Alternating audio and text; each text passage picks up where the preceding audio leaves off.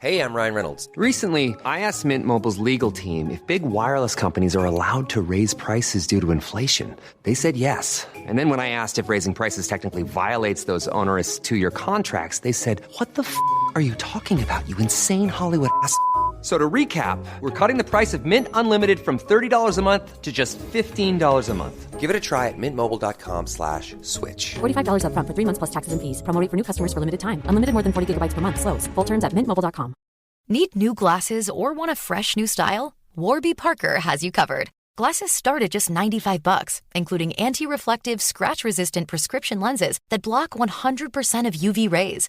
Every frame's designed in-house with a huge selection of styles for every face shape. And with Warby Parker's free home try-on program, you can order 5 pairs to try at home for free. Shipping is free both ways, too.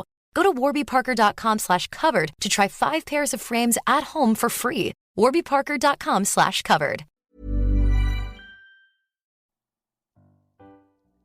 Hello, I'm Josh Hallam. Welcome back to another Just Films and That new release review.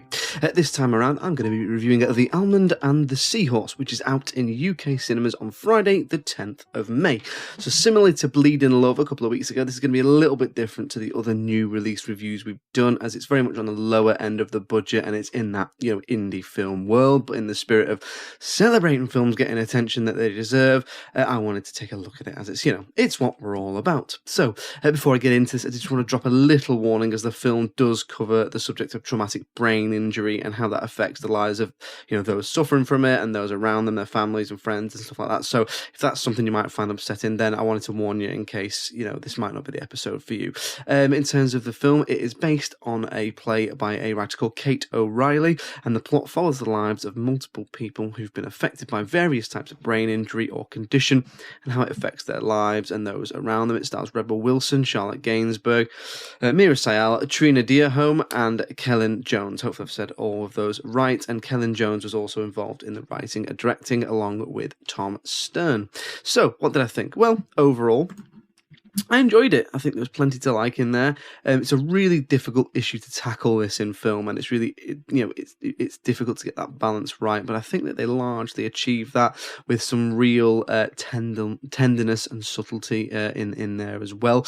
Now, I've been lucky enough to not have been directly affected by any kind of neurological issue myself, in terms of myself or family or friends, but I do have friends who've been affected themselves, and I have to say, based on what they've told me and stuff like that, this is absolutely spot on in terms of the accuracy and the representation of how these issues can manifest themselves and affect things like the simplest task, like answering the phone and things like that.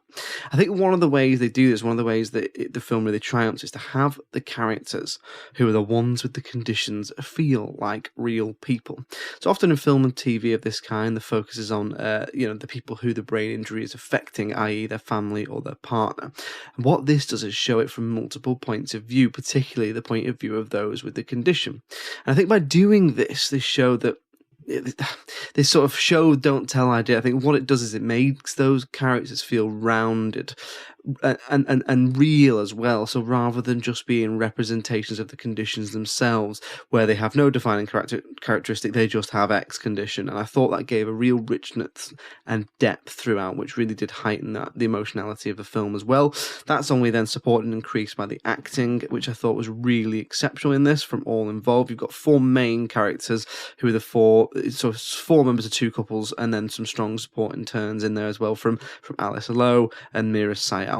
I thought all the 4 leads were great. So as I said before, you have 2 people with a brain condition and 2 of their partners dealing with how this affects them. So there's a lot of emotional heft to work through, and I think all 4 of them work well. It is very much marketed as starring Rebel Wilson because she is the biggest star in it, but it felt to me more like a 4-header. All 4 cast members that I mentioned there.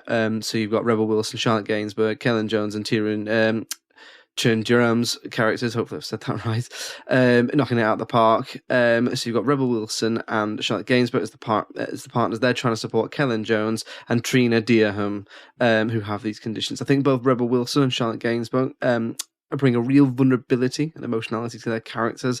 And as I say, it is billed as Rebel Wilson's first dramatic turn, but I think she knocks it out of the park, but also so does Charlotte Gainsbourg. As I said, then you have Kellen Jones and Trina Dearham's characters being the ones with the brain conditions. Obviously, they have a much more complex job of portraying someone with a condition. I think they do a really good job of it, of bringing those characters with those conditions to life in a way that's much more believable than other examples I can think of, where sometimes an actor might take on these roles where they seem much more desperate to win acclaim or to be taken more seriously. And that, I think for me, the commitment is far more in the realism than it is in that. And I thought that commitment, that approach really paid off, because I think they did a really good job of portraying those conditions. There's definitely a real strain of believability running throughout the film, and I think it's probably largely down to the way these actors bring these characters to life. In terms of any negatives, listen, there aren't loads, but we always try and be balanced here. So I did pick up on one or two things. Now, the main thing, the script is largely good. I think there are one or two issues with it, and I think it's more specifically not the script itself, but more lies in probably how it has adapted the play. So that's not that it's bad, but there's a moment where the dialogue opens a scene in a way that a play does, but you wouldn't normally see in a more naturalized film and TV environment, because we know the camera captures so much more than you might see on stage. So you have a couple of moments of dialogue that feel like you can almost see the set or the lights changing in front of you, because it's filmed, it sits in that real world. It feels a little bit more unnatural when than it would do on stage, and that sort of contravenes the fact that it's so naturalistic in the filming of it and stuff like that. There are a couple of plot conveniences in there too that I think would go largely unnoticed on stage, but again, when you flesh it out and set it in the real world and film it, it feels more noticeable. So, for example, a lot of the plot revolves around this brain injury centre that's run by a doctor played by the wonderful Mira Sayal. On stage, I don't think you question it, but here I started to wonder about things like, well, if it's the centre, they seem to be able to just walk in and stay there with no waiting time or anything. So I think there's either two things that you need to address. One, either if it is NHS run, because it's set in this country, then perhaps it should have been commented on in terms of how much pressure the NHS is constantly under, and address why they seem to be able to just get in there without a waiting list. It does make the odd comment about how strained it is, but not enough to sort of address that issue of the fact that they seem to just be able to walk in off the street, more or less. Or two, you have it be that the centre itself is private, and then in that case you maybe comment on the fortunate position of being able to afford that. It's probably a touch nitpicky, but I think it's important in a piece that tackles such an important issue to take the opportunity to comment on another important issue, i.e. the NHS being under pressure, that is obviously so intrinsically linked to medical issues in this country. The only other thing, and this is very much personal preference, so if you didn't know, the film is set in Liverpool and on the Wirral, with the majority of it being set on the Wirral. If you don't know, the Wirral is the Wirral Peninsula, which is over the water from the Mersey River and near Liverpool. Obviously, if you didn't know, we are based near to this. It's where the Wirral is where my partner and half of my family are now from. So obviously that frames how you view the film. And I was just a bit disappointed that I didn't hear any Merseyside accents in the whole film. Now, I fully get that we live in a large cosmopolitan area that has loads of different accents, but I know that I've lived here for 15 years, but I did think it was probably wasted opportunity not to give a chance to some local talent.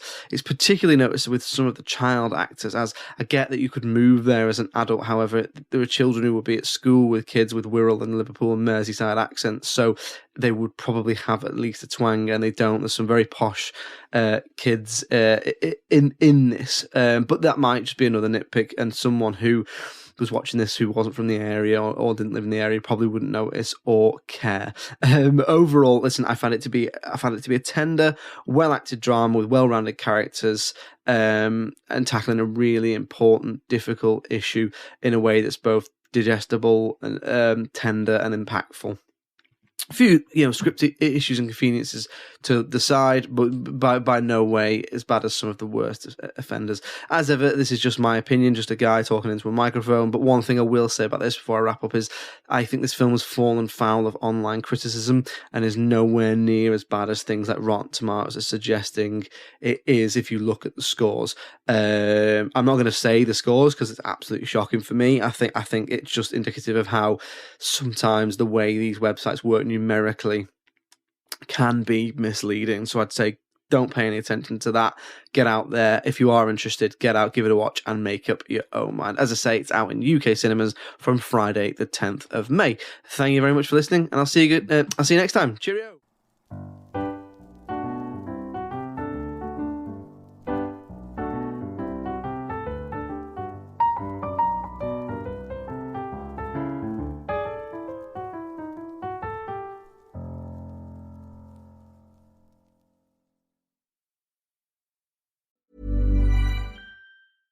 The mamas, bonus moms, office moms, moms of moms. This Mother's Day, give back to the ones that have given us so much. 1-800-Flowers helps you celebrate all your amazing moms with handmade bouquets, sweet treats, gourmet food, and one-of-a-kind gifts. Ordered easily and delivered fresh. For a limited time, you can save up to 40% off Mother's Day bestsellers at 1-800-Flowers.com/ACAST. Don't wait. Order today and save up to 40% at 1-800-Flowers.com/ACAST. Need new glasses or want a fresh new style? Warby Parker has you covered. Glasses start at just $95, including anti-reflective, scratch-resistant prescription lenses that block 100% of UV rays. Every frame's designed in-house with a huge selection of styles for every face shape. And with Warby Parker's free home try-on program, you can order 5 pairs to try at home for free. Shipping is free both ways, too. Go to warbyparker.com/covered to try 5 pairs of frames at home for free. warbyparker.com/covered. Even when we're on a budget, we still deserve nice things. Quince is a place to scoop up stunning high-end goods for 50 to 80% less than similar brands. They have buttery soft cashmere sweaters starting at $50, luxurious Italian leather bags, and so much more. Plus, Quince only works with factories that use safe, ethical, and responsible manufacturing. Get the high-end goods you'll love without the high price tag with Quince. Go to quince.com/style for free shipping and 365-day returns.